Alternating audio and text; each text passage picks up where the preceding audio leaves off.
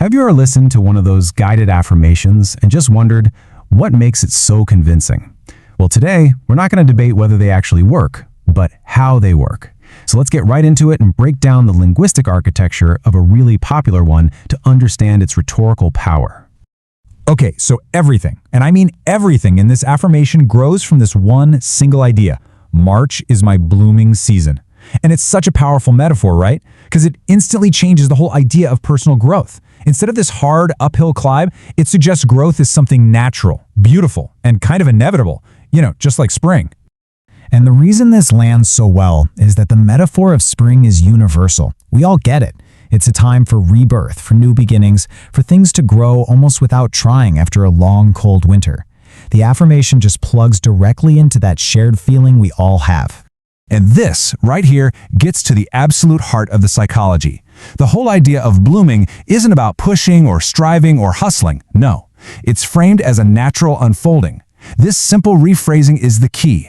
It completely shifts the story from one of forceful action to one of just effortless becoming. So the very first step in this whole narrative is to create a really clear before and after. It's basically taking the listener on a journey, moving them from that passive, sleepy, winter-like state into a vibrant, active, spring-like one.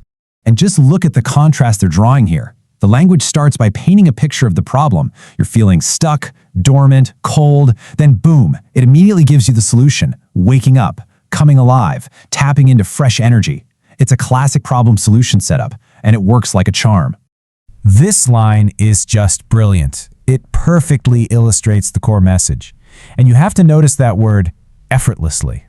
It's there for a reason. It's designed to completely remove any idea of struggle.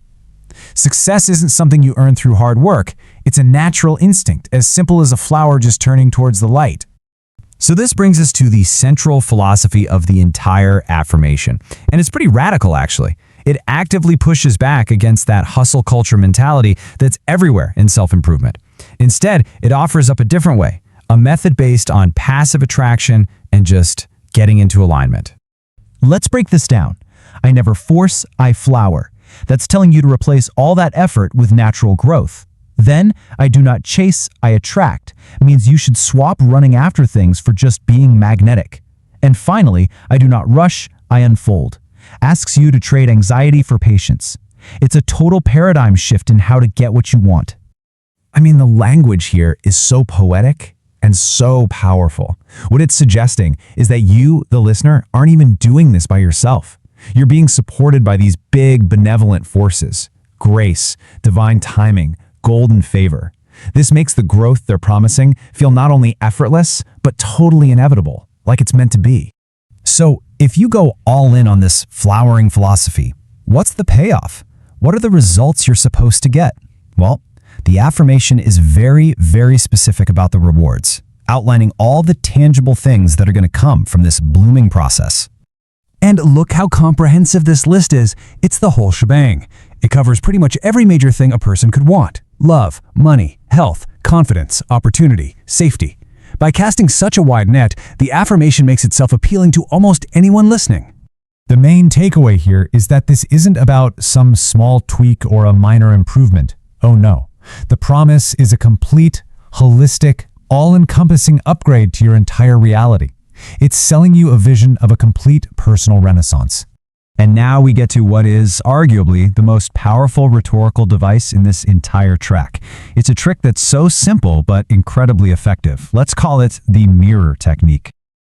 So first, the narrator says it about themselves. They make this personal declaration, establishing their own reality. This builds their credibility and also presents this perfect model of what you want. So the listener hears this and thinks, yes, that's what I want. And then, immediately after, the script flips. The narrator takes that exact same blessing and reflects it right back at you, the listener. The focus snaps from I to you in a split second. And that is the crucial move. So let's just pause for a second and ask the question, what's really going on here psychologically? Why does that tiny, simple switch of a pronoun have such a huge impact? And here's the answer. The listener is no longer just on the sidelines, watching someone else's success. They suddenly become the subject of a direct command, or a blessing, or even a prophecy. The statement goes from being inspirational to being instructional. It's not a story anymore, it becomes your story. So to wrap it all up, the affirmation starts with this universal idea of spring to build a whole philosophy of effortless growth. It promises you a total life transformation. And then, using that incredibly powerful I to you mirror technique, it puts you, the listener, right in the center of that story, making you the hero of your own blooming season. And that really leaves us with a final, fascinating question to think about. Looking beyond just this one track, what does this all tell us about the power of language and storytelling itself? Whether we're the ones talking or we're listening to someone else, what's the true potential of a well-told story to actually shape the reality we experience? Something to chew on.